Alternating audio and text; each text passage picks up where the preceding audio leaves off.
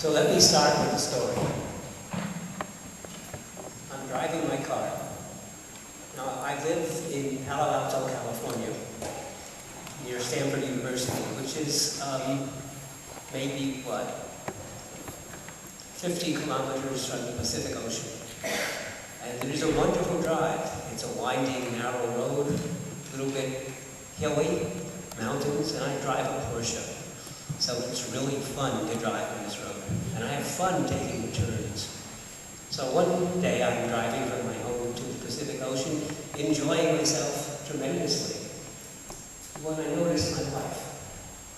My wife, her feet are against the floor, her hand is against the dashboard. She's scared.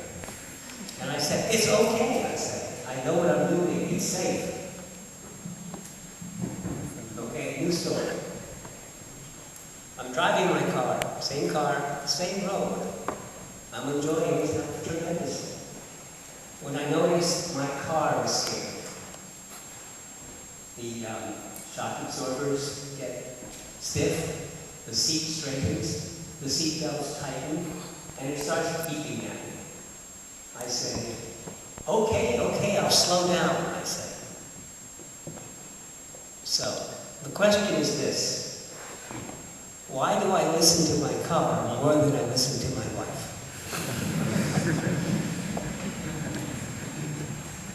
The answer is no, it's not that I listen to my car more than my wife, but I can discuss it with my car. I can ask her what the trouble is. I can try to change my behavior.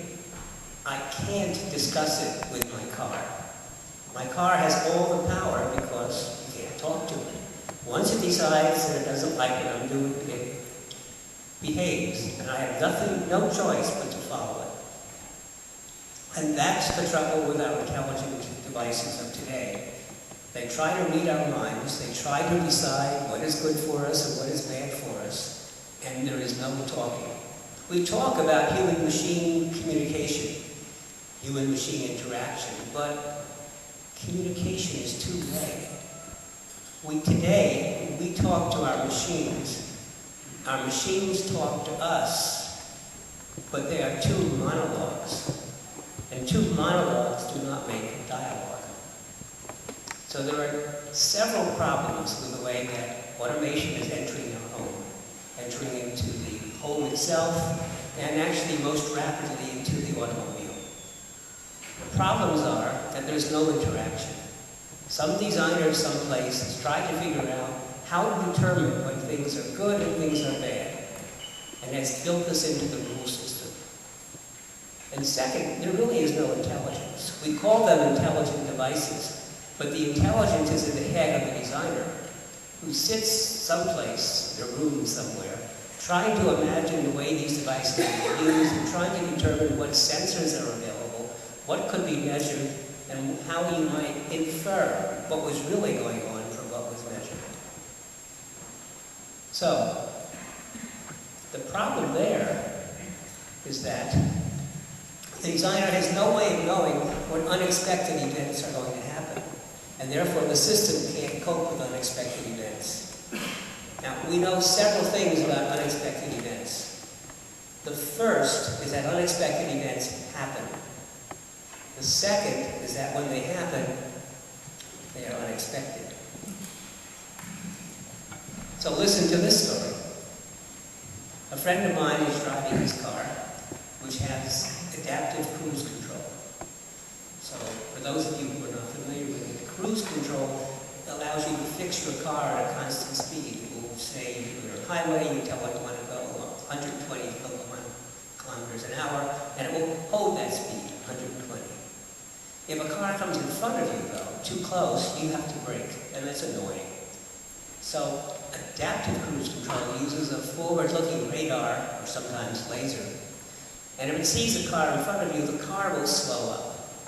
And the car will slow up to maintain a constant separation between you and the car in front of you.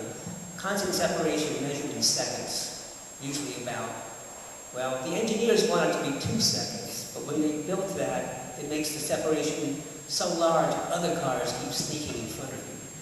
So they usually use 1 or 1.5 seconds. So, My friend is driving his car with adaptive cruise control on a crowded highway near San Diego. And he's been doing this for quite a while, so the car has been going fairly slow because it was a crowded highway, following the traffic. When he comes to his exit, and he sees his exit on the highway, he turns off the highway.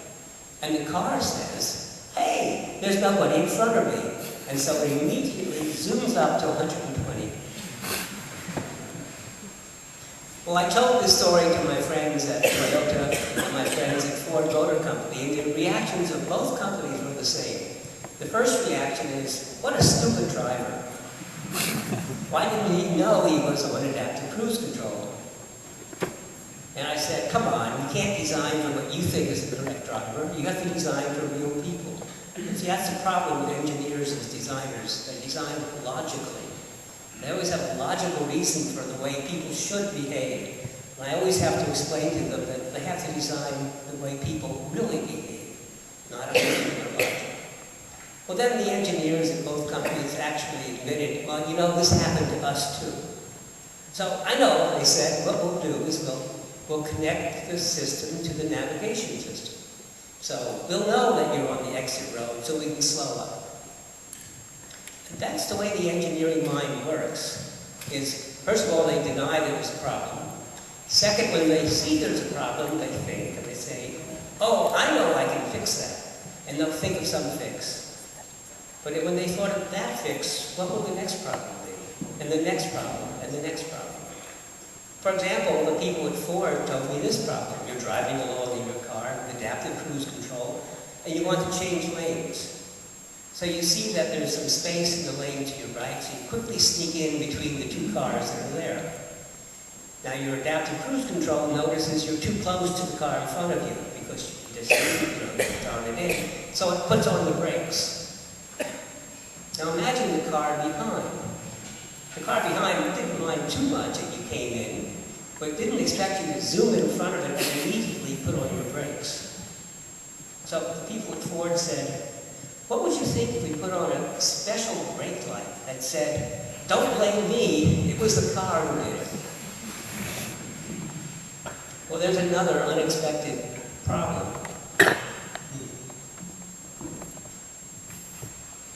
Better not say it in front of the speaker. There's another unexpected problem with the cruise control. And what other ones lurk there, we don't know. But more and more, these devices are being able to do all sorts of things. When you're driving a smart, intelligent vehicle, it's a little bit like driving like a horse and rider. You have an intelligent vehicle that's making decisions. It's deciding how fast it should go. It's deciding if it should keep in the right lane. It won't let you change lanes if there's another car there. New cars can automatically park for themselves. The new cars detect whether there's going to be an accident, and if so, they straighten the seats, tighten the seat belts, change the shock absorbers, pre-tense the brakes. They're getting ready. The driver is also making decisions. He's setting up high-level actions. So the driver is sort of the goal setter and a little bit of behavior. And the car is doing the behavior and looking out for danger. And in many ways, it's like a skilled rider and a horse, where the horse understands the terrain and what it can do and what it cannot do and what it would like to go over and what it would not like to go over. And on very familiar routes, the horse knows the route. And the driver sets the high-level goals and determines just where the horse should go and what manner, although sometimes the horse objects, and so there's a communication between a skilled rider and a horse.